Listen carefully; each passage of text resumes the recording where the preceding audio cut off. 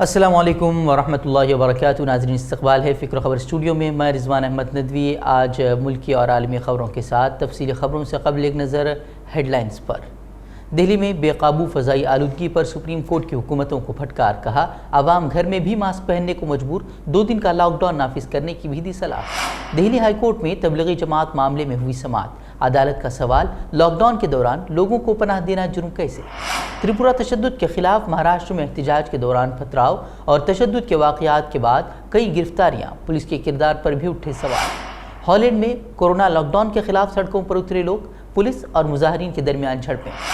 U P کے کاس گنج میں الطاف کی پولیس حراست میں موت کا معاملہ، قومی اقلیتی کمیشن نے لیا نوٹس، پولیس سے 15 دن میں طلب کی کارروائی رپورٹ۔ منی پور میں عسکریت پسندوں کا بزدلانہ حملہ، کمانڈنگ آفیسر، اہلیہ اور بچے سمیت فوجی اہلکاروں کی موت۔ ناظرین، اب بڑھتے ہیں خبروں کی تفصیلات کی طرف۔ اتر پردیش کے کاس گنج ضلع میں گزشتہ دنوں ایک مسلم نوجوان کی موت کا از خود نوٹس لیتے ہوئے قومی اقلیتی کمیشن نے پولیس سے 15 دن کے اندر کارروائی رپورٹ طلب کی ہے۔ پولیس نے دعویٰ کیا تھا کہ الطاف کی موت خودکشی کی وجہ سے ہوئی اور اس نے پولیس تھانے کے بیت الخلاء میں اس نے پھانسی لگا کر خودکشی کی، حالانکہ جو تصاویر سامنے آئی ہیں اس کو لے کر سوالات کھڑے ہوئے تھے۔ وہیں الطاف کے اہل خانہ نے بھی الزام عائد کیا تھا کہ اس کے بیٹے کو قتل کر دیا گیا اور پولیس نے حراست میں اسے مار ڈالا، اور اس کے بعد ایک کہانی گڑھی گئی خودکشی کی جس کو انہوں نے مسترد کیا ہے۔ خود ان کی ماں نے بھی کہا ہے کہ اس کے سر پر چوٹیں لگی تھی، لیکن پولیس اس معاملے میں یہی بیان ان کا درج ہو رہا ہے کہ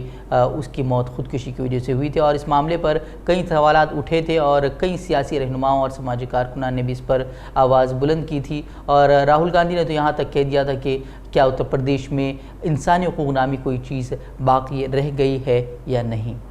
تریپورہ میں گزشتہ دنوں جو اقلیتوں پر حملے ہوئے اس کے خلاف مہاراشٹر میں رضا اکیڈمی اور دیگر مسلم اقلیتوں کی جانب سے بند کی کال دی گئی تھی۔ اس دوران کئی علاقوں میں تشدد کے واقعات پیش آئے ہیں، اور وہیں اس معاملے پر اورنگ آباد کے رکن پارلیمنٹ امتیاز جلیل نے تریپورہ اور مہاراشٹر دونوں جگہ ہوئے تشدد کے واقعات کی مذمت کی، اور انہوں نے کہا کہ جو تشدد کے واقعات ہوئے ہیں اس میں پولیس نے جس طرح سے پولیس کا کردار رہا اس پر بھی انہوں نے سوالیہ نشان کھڑے کیا، اور جن علاقوں میں یہ فسادات ہوئے انہوں نے اس کو لے کر بھی سوال کھڑے کیے ہیں کہ آخر انہی مخصوص علاقوں میں فساد کیوں ہوئے۔ وہیں اس معاملے میں وہاں کے police inspector general of police نے بھی وہاں علاقے کا دورہ کیا اور حالات کا جائزہ لیا۔ وہیں اس دوران یہ خبر بھی سامنے آئی کہ پولیس نے CCTV اور ویڈیو کلپ کی مدد سے کئی لوگوں کو گرفتار کیا ہے۔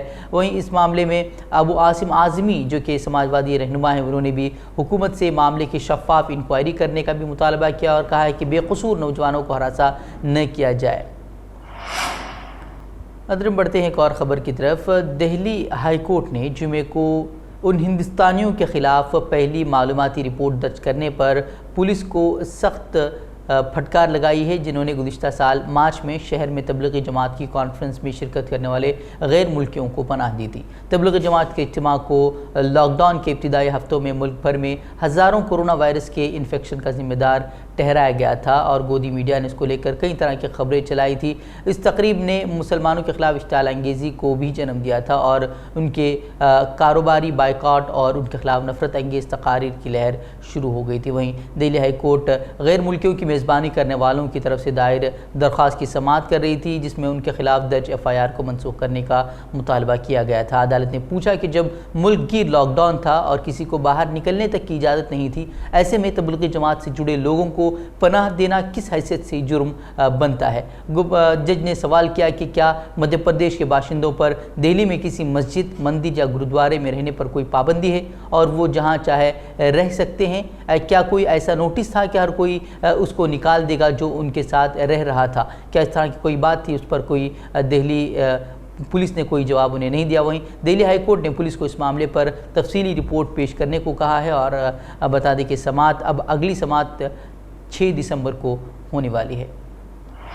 ناظرین، بڑھتے ہیں ایک اور خبر کی طرف۔ منی پور میں آسام رائفل کے کمانڈنگ آفیسر اور ان کے اہل خانہ پر آج انتہا پسندوں نے نشانہ لگا کر ان پر حملہ کر دیا۔ اس حملے میں QRT میں تعینات کمانڈنگ آفیسر کی اہلیہ، ایک بچے سمیت 7 فوجیوں کے جاں بحق ہونے کی خبریں سامنے آئی ہیں۔ وہیں اس معاملے میں منی پور کے وزیر اعلیٰ نے اس حملے کی سخت مذمت کی اور کہا کہ اس طرح کی بزدلانہ حرکت کو بخشا نہیں جائے گا، وہ مجرموں کے خلاف قانونی کارروائی کرنے کی پوری کوشش کریں گے۔ انہوں نے کہا کہ یہ ایک غیر انسانی اور دہشت گردانہ کارروائی ہے۔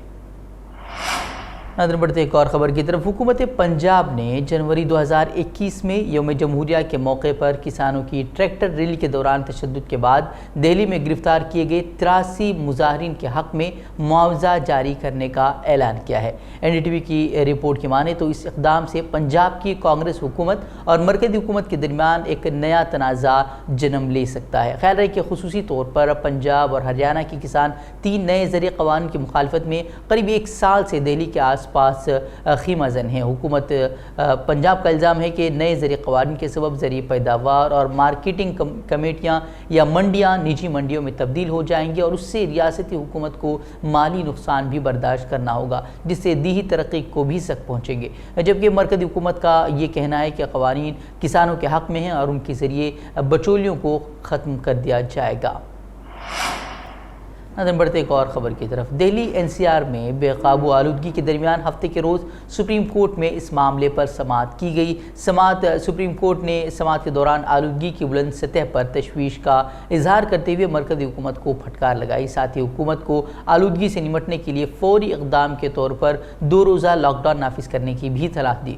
دارالحکومت میں ہوا کے خراب ہوتے معیار سے متعلق ایک عرضی کی سماعت کرتے ہوئے چیف جسٹس NV رمنا نے کہا کہ ہم نے دیکھا ہے کہ صورتحال کتنی خراب ہو چکی ہے، یہاں تک کہ گھروں میں بھی لوگوں کو ماسک پہننے پڑ رہے ہیں۔ وہیں چیف جسٹس NV رمنا نے یہ بھی کہا کہ میں یہ نہیں بتانا چاہتا کہ آلودگی پر پرالی جلانے کا کتنا اثر ہے اور باقی پٹاخے، گاڑیوں، دھول اور تعمیر کا میں کتنا تعاون ہے، لیکن ہم یہ چاہتے ہیں کہ آپ یہ بتائیں کہ آلودگی کو قابو کرنے کے لیے آپ نے کیا اقدامات کیے ہیں۔ انہوں نے اس معاملے میں جلد ہی کوئی قدم اٹھانے کی بھی صلاح دی ہے۔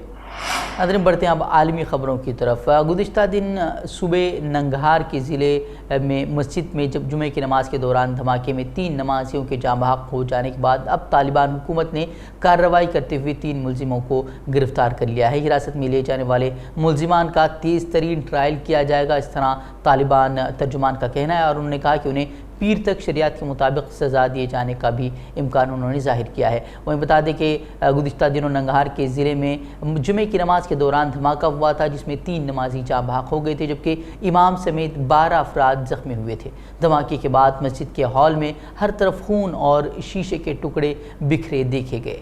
امارت اسلامیہ کے بدر یونٹ 313 کے مقامی کمانڈر نے امکان ظاہر کیا تھا کہ دھماکہ ڈیوائس کے ذریعے کیا گیا تھا۔ ناظرین بڑھتے ایک اور خبر کی طرف، ہالینڈ میں جزوی لاک ڈاؤن کے خلاف عوام اب سڑکوں پر اتر آئے ہیں۔ ہالینڈ کے دارالحکومت ہیگ میں سینکڑوں افراد سڑکوں پر نکل آئے اور جزوی لاک ڈاؤن کے خلاف انہوں نے مظاہرہ کیا۔ اس دوران پولیس اور مظاہرین میں جھڑپیں بھی ہوئی۔ مظاہرین نے پولیس پر پتھراؤ کیا، جواب میں پولیس اہلکاروں نے مظاہرین کو منتشر کرنے کے لیے واٹر کینن کا بھی استعمال کیا۔ متعدد مظاہرین کو گرفتار بھی کر لیا گیا ہے۔ ہالینڈ میں 3 ہفتوں کے لیے جزوی لاک ڈاؤن دراصل نافذ کیا گیا ہے، اسی کے خلاف یہ احتجاج کیا جا رہا ہے۔ جزوی لاک ڈاؤن کے دوران دکانیں اور ریسٹورانٹ 8 بجے بند ہوں گے اور کھیلوں کے مقابلوں میں شائقین کو شرکت کی اجازت نہیں دی گئی ہے۔ وہیں سماجی فاصلے کی پابندی بھی دوبارہ نافذ کر دی گئی ہے۔ ایسے میں گھروں میں 4 سے زائد مہمانوں کی آمد پر بھی پابندی لگا دی گئی ہے، جس کی وجہ سے عوام سخت غصے میں ہے۔ ناظرین آج کی خبروں میں اتنا ہی، کل پھر ہوگی ملاقات مزید اہم خبروں کے ساتھ، تب تک کے لیے اجازت دیں۔ السلام علیکم ورحمۃ اللہ وبرکاتہ۔